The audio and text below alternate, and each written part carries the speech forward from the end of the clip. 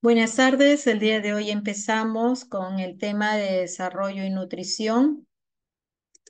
Vamos a hablar también de peso, talla, hidratación y desnutrición.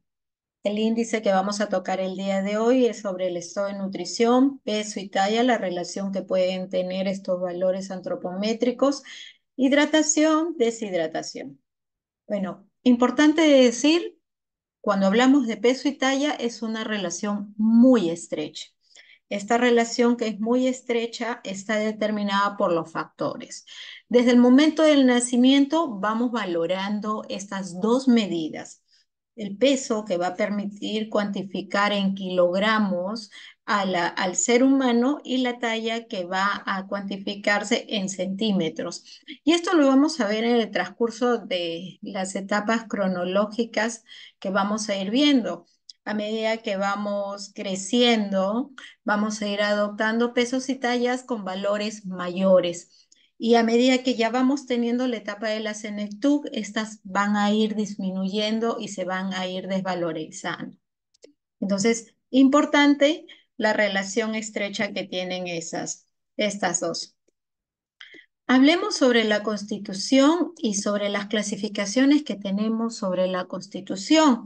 Nosotros hemos conversado sobre el peso y la talla, pero también es importante la combinación morfológica, esta combinación morfológica que tenemos nosotros en nuestro organismo. Y esto lo vamos a ir dando de acuerdo a la complexión física que tiene cada ser humano. Asimismo, hemos encontrado y van a encontrar en sus libros diversas clasificaciones. Estas clasificaciones van a permitir dar alguna relación que tiene no solamente con la parte física, sino con la parte funcional, la parte cognitiva, la parte del ánimo. Y hemos encontrado algunas clasificaciones que vamos a ir hablando en este momento, como la clasificación de la forma, el ectomorfo, ¿no? El ectomorfo, el mesomorfo y el endomorfo, o también esa clasificación visceral, como el microesplácnico, el normoesplácnico y el macroesplácnico, o la clasificación de acuerdo a la contextura, el ectosómico, el atlético y el clínico. Los biotipos que encontramos dentro de ellas consideramos nosotros como el ectomorfo, la persona delgada, el mesomorfo, que tiene una armonía en la relación tanto de la parte física que va a tener, y el endomorfo, que es considerado que el paciente que es más grueso, que tiene mayor peso y que es considerado o llamado también en otras clasificaciones como el pícnico. Valorando dentro de ellos, vamos a ver a Ayer Kressner, que clasificó no solamente por el biotipo físico, sino que también les daba el carácter y los agrupaba por el tipo de actividad, de sentimiento o de cómo se sentían estos pacientes, ¿no? O estas personas en todo caso. Asimismo, clasificó que dentro de estos humores, el ectosómico lo trataba como de difícil tratamiento, que era muy reincidente al hacer las cosas, o el atlético, como si fueran personas violentas que tenían o los generaban o los interpretaban como cocientes que eran mayor adictivos a la delincuencia o a la agresión. En cambio, el pícnico, que bien lo daban como un paciente o una persona bonachona, que dentro del biotipo que marcaba, dentro del biotipo que les daba un nivel bajo de delincuencia, ¿no? Clasificándolo con respecto a esa actitud agresiva que podía tener. Dentro de la clasificación de Sheldon, Sheldon clasifica efectivamente de acuerdo a las formas, y Sheldon dice, bueno, vamos a hacer esta clasificación de acuerdo perdón, a las formas del ectomorfo, el mesomorfo y el endomorfo. El ectomorfo era aquella persona delgada, estilizada, de extremidades largas. El mesomorfo, un desarrollo armónico, donde toda la contextura o ese biotipo está organizada. Y el endomorfo era aquella persona de talla corta, era aquella persona que tenía mayor peso y por lo general la forma que tenía era ovalada. Además de la actividad de agresión, de la actividad eh, que le podría dar Esme Kretschmer, también le dieron otra tipología, que una es física, por de acuerdo a los rasgos corporales que hemos visto hace un momento, y la otra era mental, el temperamento que podía darle a cada uno de estos biotipos que tenemos. Por ejemplo, aquella persona delgada, el ectomorfo es aquella persona rígida, controlador, un poco asocial, solitario. El somatotónico o mesomorfo, aquella persona que es atlética, le da una característica de temperamento ambicioso, era agresivo o inestable dinámico. O el viscerotónico, el famoso endomorfo, aquella persona glotona, saciable, hogareña, más extrovertida. Entonces, se fueron asociando estos biotipos para tratar de encontrar, le dieron muchos significados tanto en el biotipo físico como en el temperamento y hasta en la agresividad.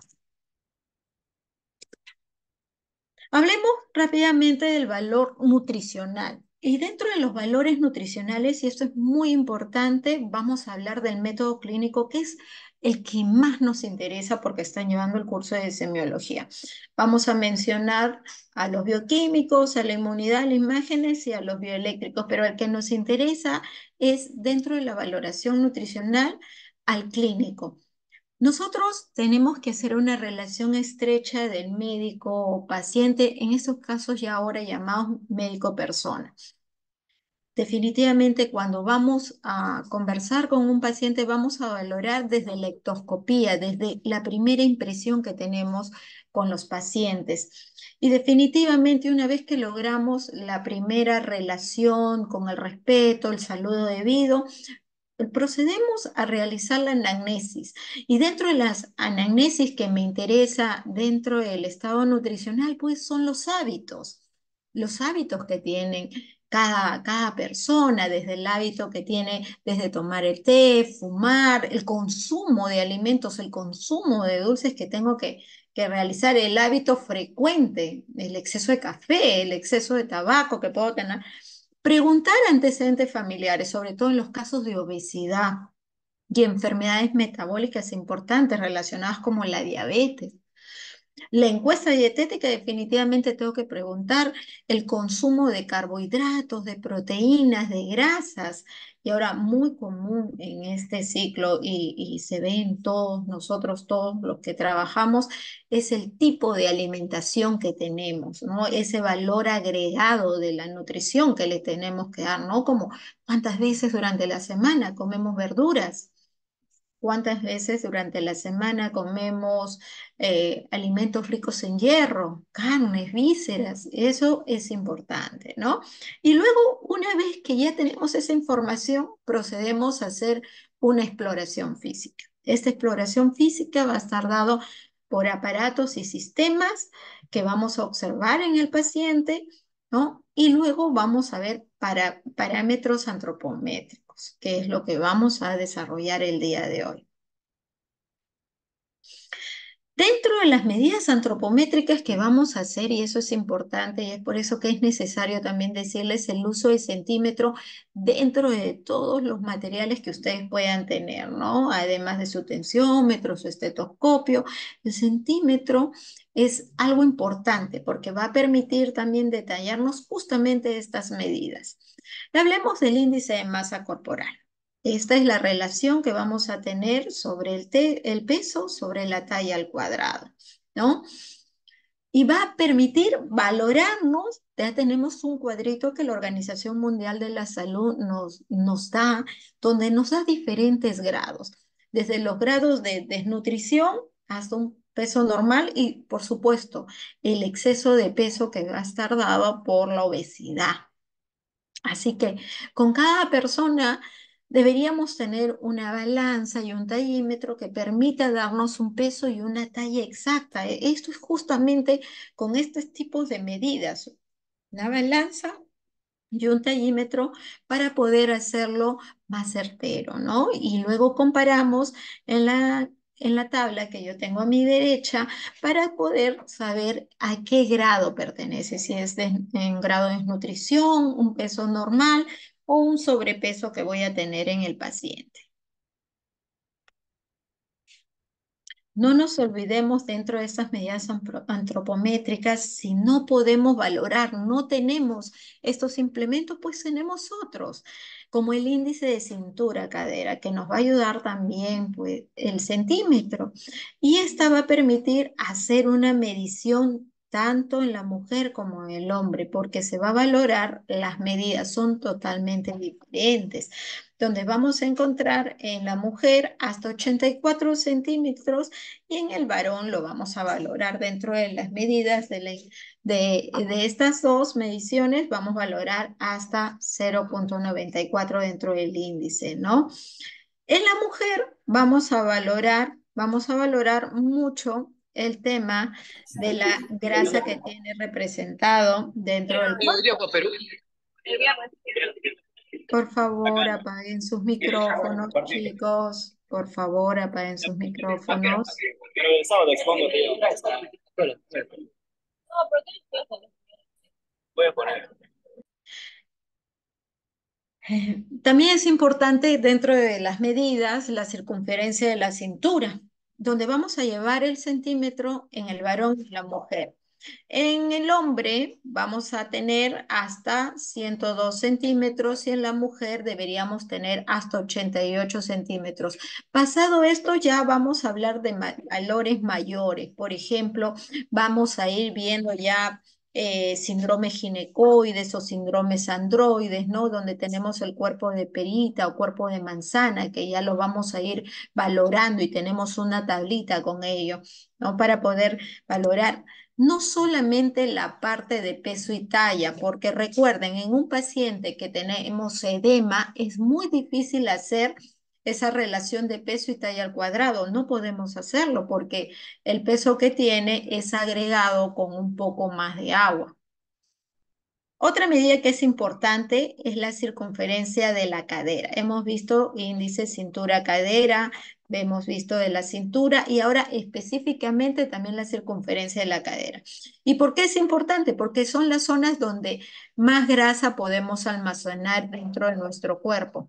Y eso nos va a decir también parte del estudio que tenemos, ¿no? Parte del síndrome androide que podemos tener, el cuerpecito de perito, de manzana que estamos llegando. Por lo general, vemos mucho el tema de obesidad, lo estamos viendo muy continuo dentro, tanto en niños como en adultos, ¿no? Entonces sí es importante poder valorar estas medidas. Y otra medida que también es importante si tenemos, por ejemplo, un paciente que está postrado, pues la circunferencia media del brazo que va a permitir saber sobre todo la reserva proteica calórica. Dentro de las prácticas que también realizan, nosotros al hacer un signo de pliegue nos ayuda mucho ver el trofismo muscular, nos ayuda mucho saber la conservación de la piel.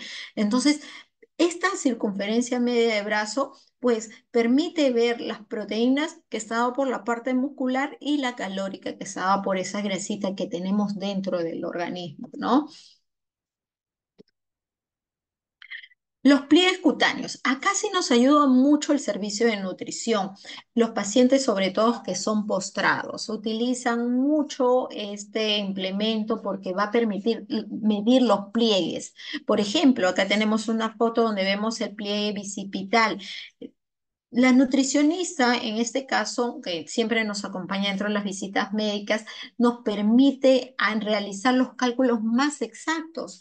¿Por qué? Porque en los pacientes que son postrados, que llevan un peso muerto, en realidad no permiten que podamos hacer muchas veces si nos dificulta hacer otro tipo de medidas, pues esta es muy buena porque nos da un valor lo más próximo a lo real. ¿Para qué? Para tratar de ver el tema nutricional en el paciente, ¿no? Y vemos aquí también a la derecha algunas otras medidas que son importantes y las vamos a conversar. Para solo mencionar, dentro de la valoración que hemos hablado hace un momento, están los métodos bioquímicos y estos sobre todo son por exámenes de laboratorio, ¿no? Vamos a valorar creatinina talla, la medición de proteínas con la albúmina, cómo está el balance nitrogenado, ¿no? Dentro del paciente, cómo va la evolución, cómo están siendo sus deposiciones, si hay dentro de las pérdidas del peso, cómo está yendo su estado catabólico. La inmunidad la vamos viendo por el recuento de leucocitos, sacamos un hemograma y valoramos este recuento. Y las imágenes, tomografía y resonancia magnética. Y los métodos bioeléctricos, la bioimpedancia eléctrica y la conductividad eléctrica que podemos hacer a nivel muscular. Pero lo más importante de todo ello es nuestra anamnesis, conversar con el paciente, hablar sobre sus hábitos, su constitución, sobre todo del tipo de alimentación, en qué se basa la nutrición que tiene el paciente a diario. Y acá vamos a ver ya las partes patológicas. Y dentro de estas partes patológicas vamos a ver la pérdida de peso. Y dentro de la pérdida de peso vamos a conversar de ellos que no es más que una disminución del 5% de todo mi peso corporal. ¿Pero en cuánto tiempo? Entre 6 meses a 12 meses. Ahora, esta pérdida de peso se va a dar de dos maneras. La voluntaria, si es que por voluntad propia decido voy a bajar de peso. O la involuntaria, donde ya acarrea otro tipo de enfermedades. Vamos a hablar de enfermedades o de factores que van a condicionar que el paciente baje sin que el paciente de manera voluntaria lo desee. Algunas causas, por ejemplo, dentro del aporte calórico, la anorexia, que la anorexia está considerada como una enfermedad, donde el paciente de manera, al inicio probablemente podría ser voluntaria, el paciente deja de perder esa voluntad y se va ocasionando un aumento en el catabolismo. Las pérdidas, el aumento de pérdidas calóricas, la mala absorción, muchas veces por estos problemas digestivos que vamos a tener. El paciente me dice, doctora, yo como, pero definitivamente no hay una absorción adecuada ni de nutrientes ni de líquidos. Y aumento el gasto calórico. Aquel paciente que dice que está activo, no deja de realizar las cosas y que consume gran cantidad de alimentos pero debido a que tenemos una alteración en la glándula tiroidea, ocasiona de que haya un aumento del gasto calórico. Lo que consume lo va a ir perdiendo. Vamos a hablar también de algunos términos que son importantes dentro de esta valoración clínica, la malnutrición proteica. ¿Y esto a qué se debe? ¿No? Vamos a escuchar mucho que los pacientes nos dicen, bueno, estoy perdiendo peso y hay que saber primero el tiempo desde que inicia esta pérdida, ¿no? Y esta pérdida, por ejemplo, llamamos malnutrición cuando ya hay una pérdida de peso más o menos del 10%. ¿En cuánto tiempo? Entre 6 meses a un año.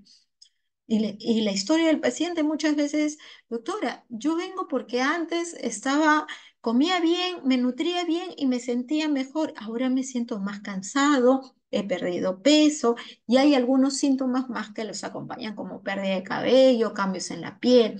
Y la malnutrición proteica grave es más del 20% del peso habitual entre 6 meses a un año. La caquexia ya va a ser el estado más severo que tenemos de esta malnutrición, ¿no? Que vamos a ver una pérdida significativa de la masa muscular, que puede estar acompañado de grasa o no, pero sí de gran cantidad de pérdida de peso muscular de masa, perdón. Y la sarcopenia, todos vamos a tener sarcopenia. A partir de los 40 años se va iniciando este proceso y se va a caracterizar porque se va a perder la masa muscular. Recuerden que la masa muscular es lo que permite que nosotros tengamos la marcha, de que tengamos algunos procesos anabólicos, catabólicos. Entonces, la masa muscular es importante y es por eso que muchas veces vemos al adulto mayor y pensamos, ¿está así? Porque está viejito. No, el adulto mayor depende de mayor proceso de alimentación que hace 20 o 30 años, y eso es importante aclararlo. No, la valoración del paciente geriátrico es muy diferente a un paciente de 30 a 40 años, porque ellos necesitan mayor cantidad de nutrientes y estos van a permitir que toda aquella pérdida que se va dando ya fisiológicamente sea aportada. Dentro de la desnutrición es importante definir tres tipos: la calórica, la proteica y la mixta. La calórica básicamente porque disminuye la cantidad de grasa que tiene el paciente. La proteica, las cantidades de proteína. Y la desnutrición mixta va acompañada de ambas. Dentro de los síntomas de la caquexia, que es el estado más severo de la desnutrición, vamos a ver un paciente definitivamente físicamente ya con gran cantidad de pérdida de peso y puede ser de grasa, donde vamos a observar que es notoriamente como en esa figura que va a mostrar la parte ósea, es muy notable. La piel está seca, presenta caídas de cabello, puede presentar edemas, pacientes que nos pueden decir que tienen procesos de constipación o de diarrea, hay dificultad para la alimentación, ¿no? Hay una anorexia evidente, las zonas de la grasa las va perdiendo, como el de las bolas de bicha, y a medida que va produciendo eso, las vísceras van siendo también más pequeñas, ¿no? Y definitivamente los procesos dentro de ellas son más severos, ¿no? Algunos síntomas que nosotros vamos a ver en estos estados o déficits nutricionales, y a la derecha ustedes verán estos nutrientes que se van perdiendo. Por ejemplo, en la piel, junto con la pérdida de esta masa muscular y del tejido grasoso, pues también se van perdiendo por falta de absorción o por pérdida o por falta de ingreso. Por cualquiera de las tres se van haciendo pérdidas carenciales, sobre todo pérdidas carenciales de muchos nutrientes y vitaminas que son importantes para el cuerpo. Solo para mencionar algunas, que es importante en la piel, pues podemos ver dermatitis, la piel seca, y eso hace de que influya mayor procesos infecciosos, que tenemos el déficit de vitamina C, la vitamina A, la niacina, la riboflavina.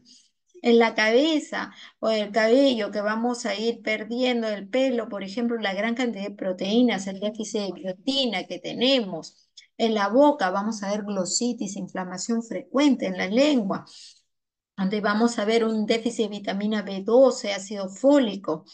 En el abdomen podemos ver hepatomegalia, un crecimiento a nivel del hígado, o las uñas vamos a ir perdiéndolo, se vuelven planas o en cucharas, donde vamos a ver una deficiencia de hierro. Y en el sistema nervioso, los pacientes, ¿qué les dice? Doctora, tengo esa sensación de calambres, y de repente vemos un paciente muy adelgazado, hay pérdidas de reflejos cuando examinamos la parte neurológica, un paciente que va perdiendo la memoria, que va hablando incoherencias y que muchas veces le decimos, pues sí, tiene proceso de demencia, pero estas son carenciales, no por problemas vasculares. Dentro de la pérdida de peso, básicamente lo que quiero es de que ustedes al momento de hacer la anamnesis sepan si esta pérdida de peso, primero, el tipo de alimentación. Segundo, si hay pérdida de peso, ¿en qué tiempo? Para valorar si es un 5, un 10, un 20%, en qué grado de desnutrición lo tengo, ya lo tengo en caquexia. Luego, saber el tipo de pérdida, si esta es voluntaria o no voluntaria. Si es voluntaria, saber en qué consiste la dieta, y si es involuntaria, ahí estar muy atento a cuáles pueden ser las causas. Ahí preguntamos mucho más para saber si hay enfermedades que estén condicionando esta pérdida. Por ejemplo, la diabetes o el hipertiroidismo. El paciente va a decir, doctora, yo como, pero no sé, no aumento de peso. Pues ahí tenemos que sospechar de algunas enfermedades metabólicas, el hipertiroidismo, la diabetes, ya cuando el páncreas ya no tiene insulina, o probablemente estoy haciendo más ejercicios. Y definitivamente cuando el apetito disminuye, pues pensar ya en algunas otras enfermedades como el cáncer, saber si está tomando medicamentos, hay daño renal, hay daños a nivel del tejido conectivo. Es importante hacer una buena historia clínica. Ahora nos vamos al otro lado, que es la ganancia de peso. Y dentro de esta ganancia de peso vamos a ir viendo al paciente obeso. Ese paciente obeso que tiene un aumento del 25 a 30%. Básicamente va a ocurrir por tres tipos de cosas. Aumento en el agua, aumento en la masa grasa o aumento en la masa magra. Pues vamos a ver los tres tipos. El agua, cuando el paciente va a retener mucha cantidad de líquido y vamos a verlo, por ejemplo, la insuficiencia cardíaca, insuficiencia hepática. En la masa grasa, definitivamente vamos a ver mayor cantidad de tejido adiposo. Y en la masa magra, pues va a tener un fortalecimiento a nivel de los músculos, por ejemplo, en pacientes que son atletas, levantadores de pesa. Y aquí un pequeño esquema de dónde hay mayor depósito del tejido grasoso. Cuando ya el tejido graso está a nivel de vísceras, estamos hablando de un cuarto grado. El último grado donde ya los tejidos adiposos se apoderan de las vísceras. Ya no solamente hablamos de la parte muscular, del abdomen, de la cadera, de la zona de las piernas. No, ya ese es el último grado del tejido graso hacia las vísceras. ¿No? Algunas causas que pueden ocasionarme la obesidad. Por ejemplo, dentro de la obesidad es importante. Desde el pequeño ya se le está dando un dulce, ya se le está dando el caramelo. Entonces, saber con qué frecuencia en el pequeño ya se le está brindando ese tipo de grasas que son saturadas. ¿No? Saber el tipo de alimentación en todos los pacientes, preguntar cuál es el tipo de alimentación, antecedentes que pueda tener familiares que pueden heredarlos en el paciente, ¿no? O puede ser de que el paciente ya muestre algunos cambios hormonales que son característicos de algunas enfermedades, ¿no? O hay una obesidad genética que es dominante, papá, abuelo lo tuvo, pues como paciente también puedo tenerlo. Y sobre todo, ¿a qué está originado esta obesidad? Pues a múltiples enfermedades. Solo para mencionar unas cuantas, la diabetes, la dislipidemia, enfermedades coronarias, infartos, depresión. No significa que estar con obesidad es estar bien. No, pensamos muchas veces que estar gordito es estar bien. No, hay que saber nuestro estado de alimentación. Y dentro del aumento de peso, igual, tenemos que valorar si es normal o anormal. Y en esto vamos a valorar mucho lo que les decíamos, ¿no? Hace un momento, saber si, por ejemplo, es por un aumento de exceso de agua, que lo vamos a ver en las insuficiencias cardíacas, en las insuficiencias hepáticas o hasta en los daños renales, o saber si es por un trastorno neuroendocrino, probablemente sea hipotiroidea y eso permite que yo tenga disminución a nivel de mi catabolismo o estoy tomando medicamentos que están ocasionando que pueda yo retener mayor cantidad de agua. Entonces es importante saber cuál es la causa. Hablemos de la talla y dentro de las medidas antropométricas habíamos dicho que la talla y el peso va muy relacionado. Y dentro de estas variables antropométricas vamos a ver la estatura, donde esta medición va a ser desde el vértice, significa desde la base del pie hasta la zona de la cabeza, donde vamos a verlo, donde vamos a ver, perdón, desde el piso hasta la zona de la cabeza o la zona del vértice. Y ahí vamos a hacer la medida. Lo ideal es que al paciente todos podamos tallarlo y también podamos pesarlo. Pero no solamente la talla se va a hacer de manera vertical, también tenemos que hacer las mediciones.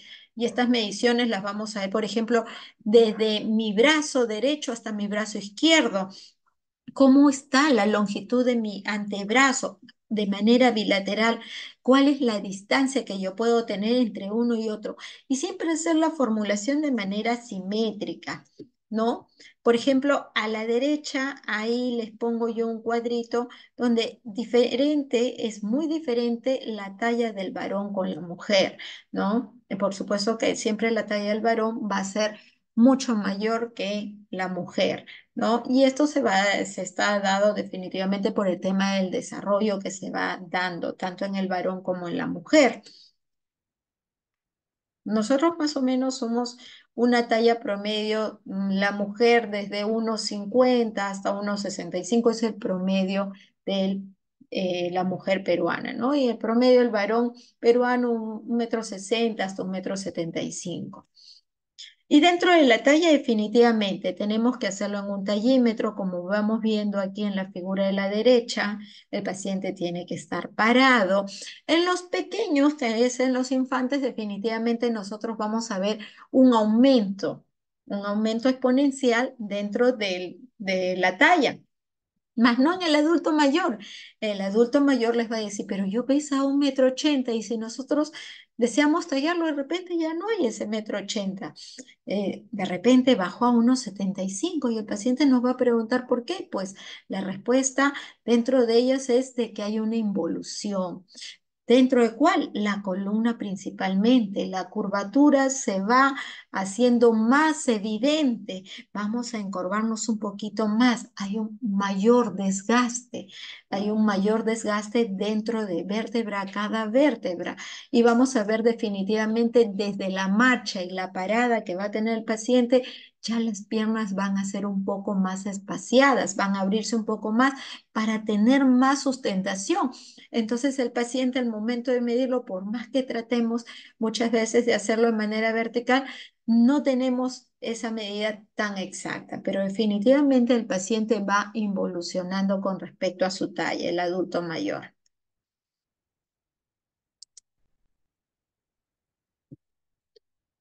Dentro del tipo constitucional se ha considerado básicamente a una clasificación importante dentro de la talla. A Di Giovanni, que dio tres tipos. El longilíneo, el que tiene la altura mayor, el delgado, el de la talla mayor. El brevilíneo es donde el tórax es más ancho que la talla. Y el normolíneo, la talla es igual al tórax. Entonces vamos viendo estos tipos constitucionales que son importantes del paciente, sobre todo porque nos va dando las estaturas promedios que dan estos pacientes. Definitivamente hay que saber, porque muchos pacientes van a venir y les va a decir, doctora, no tengo crecimiento, doctor, no crezco. ¿Qué está sucediendo? Pues definitivamente tenemos, cuando hacemos la anamnesis, valorar desde la gestación de esa persona, ¿no? Cómo fue probablemente durante el embarazo, hubo algún proceso que condicionó a que tengamos este problema del crecimiento. La mamá ha podido ser hipotiroidea, probablemente fue prematuro, antecedentes familiares, definitivamente si yo mido 1,50 m y dentro de la familia tengo a todos que miden 1,50 m, 1,60 m, no voy a medir 1,90 m, ¿no? Y antecedentes personales, importante. El tipo de nutrición, y acá viene a tallar mucho el estado nutricional que hemos conversado, los hábitos que tienen, ¿no? El tipo de alimentación, las horas de descanso, probablemente el paciente se dedique más al tema de la alimentación, esté más sedentario. Entonces, todo eso hace de que definitivamente no tenga la talla que el paciente desea tener, ¿no? Perdón. Y acá algunos síndromes que están asociados a la talla baja, estos ya son genéticos, donde el paciente va a tener algunas alteraciones muy características, solo para mencionar la elección del 18Q que viene dentro de los genes, va a tener el paciente microcefalia, itosis, estrabismo, ¿no? Los ojitos no están totalmente verticalizados o centrales, orejas grandes, retardo mental, órganos sexuales pequeños. Hablemos ya de la hidratación para ir culminando. La hidratación definitivamente, vamos, es el proceso donde sí, efectivamente, es el ingreso de líquido a nuestro organismo. Vamos a hablar de dos procesos importantes, la deshidratación y la hiperhidratación, en donde vamos a ver que la deshidratación es un estado clínico que es consecutivo a la pérdida de agua o de solutos, donde vamos a tener pérdidas o falta de ingreso, y es importante. ¿Y cómo los vamos a valorar? Pues principalmente con dos signos muy importantes, como el turgor de la piel, y para eso nosotros es importante que nosotros hagamos el signo de la pinza y llevemos a la zona que sea visible para nosotros. ¿Cuál? El antebrazo. Pues hacemos pinza con el pulgar y el índice y lo llevamos hacia la zona del antebrazo. ¿Y qué vamos a ver? Vamos a observar o vamos a palpar el turgor. Primero observamos si tenemos una piel seca. Y luego vamos a palpar para sentir si hay hidratación, si hay turgencia. Si esta definitivamente la sentimos seca, poco viable, pues la turgencia es poca o nula. Y luego el relleno capilar, porque eso también va a permitir ver la cantidad de perfusión que tiene el paciente, ¿no? Vemos las uñas, presionamos un poco y luego sacamos el dedo. Y vamos a ver que esta debe ser menor de 2 segundos, menor de 2 segundos. Y dentro de los tipos de deshidratación, nosotros vamos a encontrar 3 tipos de deshidratación: la hipertónica, la isotónica y la hipotónica. En la hipertónica, yo voy a tener mayor pérdida de agua que de sodio. En la isotónica tengo iguales pérdidas, tanto de sodio y de agua. Y en la hipotónica tengo mayor pérdida de sodio que de agua. Entonces, estos van a permitir valorar para yo poder saber luego cómo darle en el tratamiento al paciente, ¿no? ¿Y qué vamos a ver en la deshidratación? Pues una clasificación importante que lo vemos más o menos en los pequeños, ¿no? La ligera, la moderada y la severa. En la ligera yo voy a tener más o menos entre 3 a 5% de la cantidad de líquido del peso corporal. El examen físico que yo le haga probablemente me salga normal, probablemente un poco de mucosas secas. En la moderada ya hay una pérdida de 7 a 10% del peso corporal. El paciente ya va a estar taquicárdico, ansioso, agitado, las mucosas están secas, va a tener sensación de sed.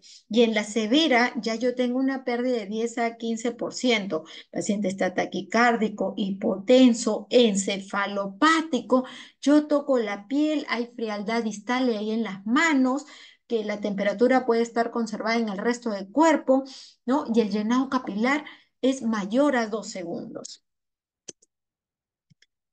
Básicamente, algunos signos que vamos a ver en deshidratación en el niño, ¿no? Que vamos a ver lo que hemos conversado hace un momento, la deshidratación leve, donde el pequeño o recién nacido, vamos a ver la depresión de la fontanela normal, en la moderada está hundida y en la deshidratación grave muy hundida.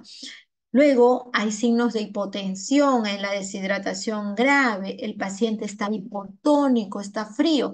Entonces, cuando tengamos un paciente que tiene deshidratación, saber primero reconocerlo, ¿no? Paciente, ¿cuál es su estado de conciencia? Si está tranquilo, bueno, esto podría ser una deshidratación leve. Si está ansioso, ya pienso en una deshidratación moderada.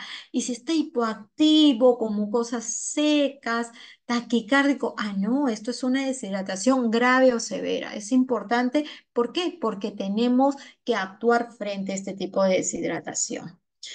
Hablando ya de algo contrario, ya para ir terminando, la hiperhidratación. Es todo lo contrario a la hidratación, es un exceso de agua, donde vamos a ver que el 60% de agua lo tiene en la mujer y una cantidad aproximada lo tiene, perdón, el varón un 60% y la mujer aproximadamente 50%. 1 litro de agua son 4 vasos. ¿Cuánto tenemos que tomar aproximadamente una persona de 70 kilos? Pues 8 vasos de agua, aproximadamente 2 litros. Pero el paciente, cuando ustedes le preguntan, les va a decir, no, doctora, yo no tomo agua, he tomado 1 o 2. Pues empezamos a preguntar más y tomas chicha y tomas agüitas de tiempo o tomas sopitas, platos hondos. Entonces ahí juntamos la cantidad de líquido que el paciente consume de manera diaria. No nos quedemos solamente con la palabra usted toma agua y si les dice no o 1 o 2, pues no pensemos que esa es la cantidad de líquido que ingresa al organismo. De la misma manera que la deshidratación, la hiperhidratación. Vamos a tener en la hiperhidratación isotónica un aumento de sodio y agua de la misma manera. En la hipotónica, mayor cantidad de agua y hace que mi sodio que parezca que estuviera en pocas cantidades. Y la hipertónica, pues tengo mayor cantidad de sodio. Y en la hiperhidratación, los síntomas que vamos a ver. Al inicio no vamos a ver edema, pero en los casos más severos ya originamos edema.